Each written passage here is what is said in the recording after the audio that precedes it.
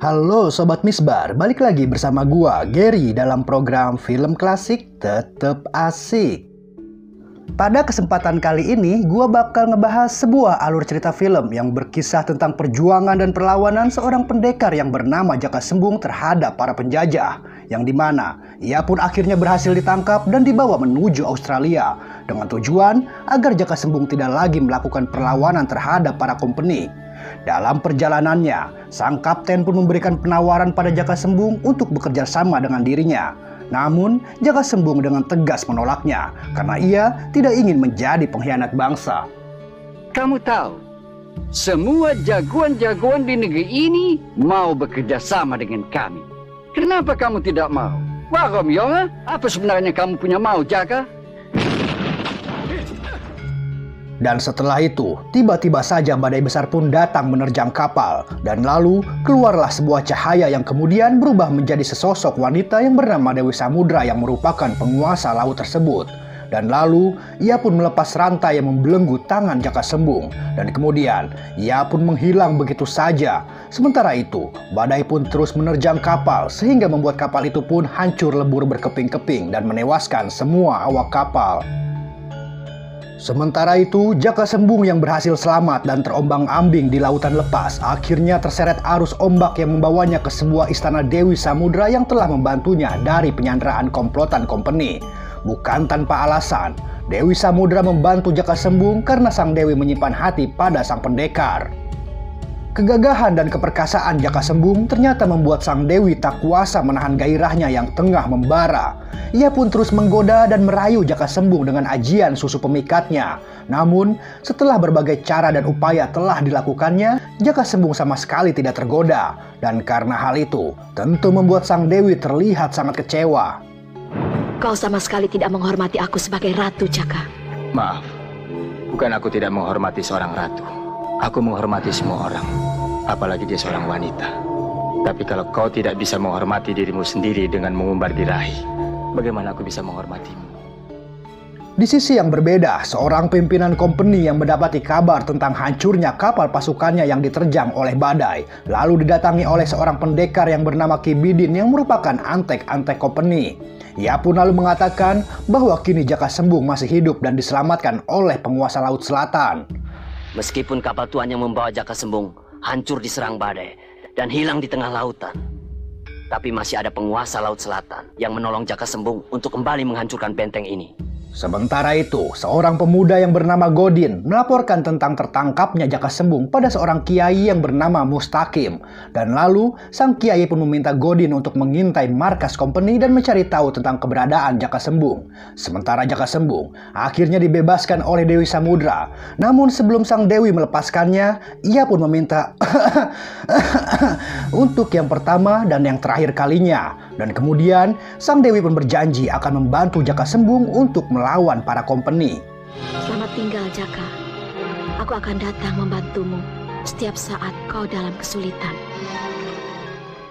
Di sisi yang berbeda, Ki Bidin tengah melakukan sebuah ritual untuk membangkitkan jasad seorang pendekar yang bernama Ki Jonggrang dengan tujuan untuk menyatukan kekuatan mereka agar bisa mengalahkan Jaka Sembung. Sementara Godin yang tengah menyusup masuk akhirnya tertangkap basah oleh para penjaga. Namun beruntung, ia pun berhasil kabur dan bertemu Jaka Sembung yang baru saja dibebaskan oleh Dewi Samudra. Jaka Sembung pun lalu pergi menuju pesantren untuk menemui Kiai Mustaqim. Dan lalu ia pun menceritakan semua kejadian yang tengah menimpanya. Sementara pimpinan company meminta Ki Bidin untuk mencari tahu tentang penyusup yang masuk ke markas mereka. Ki Bidin pun lalu mengatakan bahwa penyusup itu adalah santri dari Kiai Mustaqim. Dan ia pun meyakini bahwa Jaka Sembung kini telah kembali dan berada di dalam pesantren tersebut. Apa kamu orang sudah dapat tahu tentang bajingan yang menyelusup semalam? Tapi saya yakin, itu orangnya Kiai Mustaqim dari pesantren. Hingga pada keesokan harinya, Jaka Sembung pun mendapati sebuah kabar dari Godin yang mengatakan bahwa pasukan company datang dan menghabisi nyawa seorang santri untuk mencari tahu tentang keberadaan dirinya. Mendengar kabar itu, Jaka Sembung pun lalu pergi menuju pesantren, yang dimana ia akan membalas perbuatan keji yang telah dilakukan oleh para company. Dari mana mereka tahu bahwa saya berada di sini? Mereka akan menerima pembalasan yang setimpal. Jaka Sembung dan Godin pun akhirnya kembali menyusup masuk ke dalam markas company. Namun, lagi-lagi kedatangan mereka diketahui oleh para penjaga. Dan karena hal itu, Godin pun harus mendapati luka tembak yang melukai bagian tangannya. Sementara Ki Bidin yang mengetahui kedatangan Jaka Sembung lalu membangkitkan jasad Ki Jonggrang untuk menangkapnya. Namun, kesaktian si Jaka yang di atas rata-rata mampu menghancurkan kesaktian Ki Jonggrang dengan sangat mudahnya. Selain membangkitkan jasad Ki Jonggrang, Ki Bidin pun memerintahkan para pengikutnya untuk menculik wanita yang bernama Rahayu yang merupakan anak dari Kiai Mustaqim dengan tujuan untuk memancing Jaka Sembung agar kembali ke markas mereka. Dan benar saja, setelah ia kembali ke pesantren, Jaka Sembung pun mendapatkan sebuah kabar bahwa kini Rahayu telah diculik oleh para komplotan company. Dan lalu Jaka Sembung dan Kiai Mustaqim dan seluruh santrinya pun melakukan penyerangan untuk membumi hanguskan markas company. Saya akan mencoba masuk dari samping. Kalau nanti terdengar ada tembakan, Pak Kiai boleh menyerang. Hati-hatilah. Jaka Sembung pun akhirnya berhasil menyelamatkan dan membebaskan Rahayu. Namun, aksinya diketahui oleh para penjaga. Dan karena hal itu, Jaka Sembung pun harus berhadapan dengan Ki Bidin dan kedua anak buahnya. Sementara Kiai Mustaqim memimpin para santri untuk menyerang semua para prajurit company. Ki Bidin pun lalu memberikan sebuah penawaran pada Jaka Sembung untuk mau bekerja sama dengan dirinya. Namun, lagi-lagi Jaka Sembung dengan tegas menolaknya. Dan hingga pada akhirnya, pertarungan antara mereka pun tak bisa terhindarkan.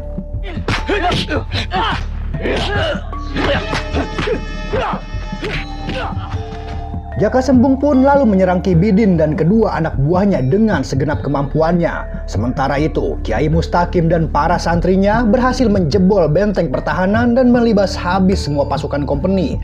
Sementara sang kapten company yang panik akan kekalahan pasukannya, lalu meninggalkan medan pertempuran untuk menyelamatkan diri. Kiai Mustaqim yang melihat pelarian itu tak hanya tinggal diam, ia pun lalu mengejar dan berhasil menghabisi pimpinan company tersebut. Di sisi yang berbeda, pertarungan sengit pun terus berlanjut. Jaka Sembung pun terlihat begitu kewalahan dan harus bersusah payah menghadapi kesaktian Ki Bidin dan kedua anak buahnya. Dan di saat dalam keadaan terdesak, tiba-tiba saja pertolongan pun datang, yang dimana Dewi Samudra pun datang dengan menunggangi kereta kencana miliknya.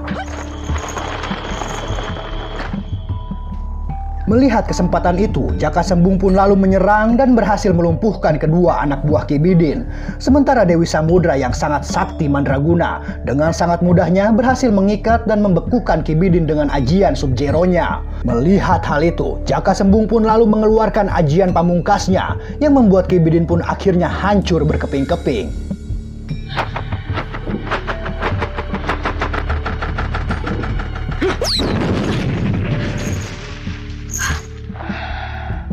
Di sisi yang berbeda, para prajurit company yang tersisa lalu mengeluarkan dan mengarahkan sebuah meriam pada Jaka Sembung dan Dewi Samudra. Godin yang menyadari hal itu lalu pergi berlari dan mengorbankan dirinya agar Jaka Sembung bisa kembali melanjutkan perjuangannya.